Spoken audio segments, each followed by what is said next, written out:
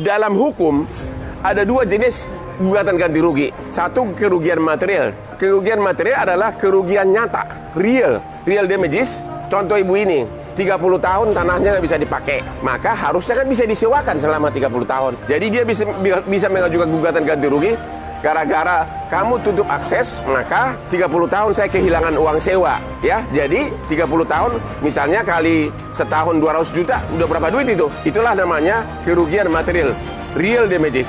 Ada lagi satu jenis kerugian yang bisa digugat, namanya kerugian immaterial. Kalau tadi material, immaterial, ya, artinya gara-gara kasus ini misalnya aku jadi stres.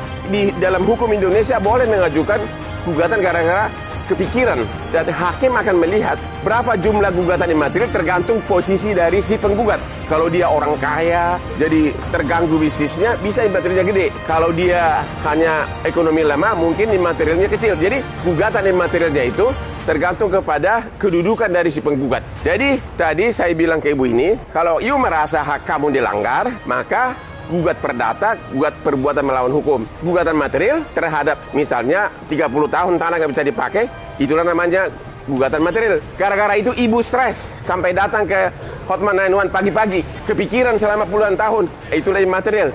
Anda bisa menentukan berapa jumlah immaterialnya, terserah hakim nanti yang akan menentukan berapa jumlah kerugian. Jangan lupa, gugatan immaterial inilah di Amerika atau di negara Eropa bisa nilainya sangat besar.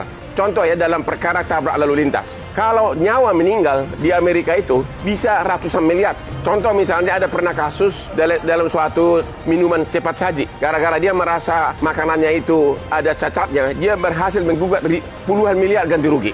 Itulah namanya kerugian immaterial. Di Indonesia karena nilai manusia kurang dihargai, jadi kalau ada tabrakan di jalan, hampir jarang kerugian immaterial itu besar. Paling-paling misalnya kalau yang ditabrak itu seorang guru, paling dihitung gara-gara ditabrak dia cacat, maka dia kehilangan gaji selama seumur hidup.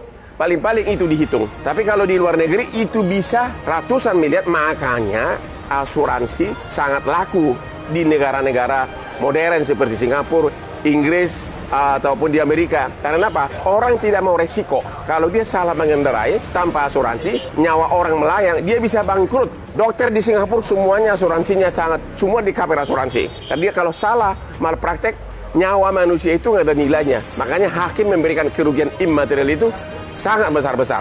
Hotman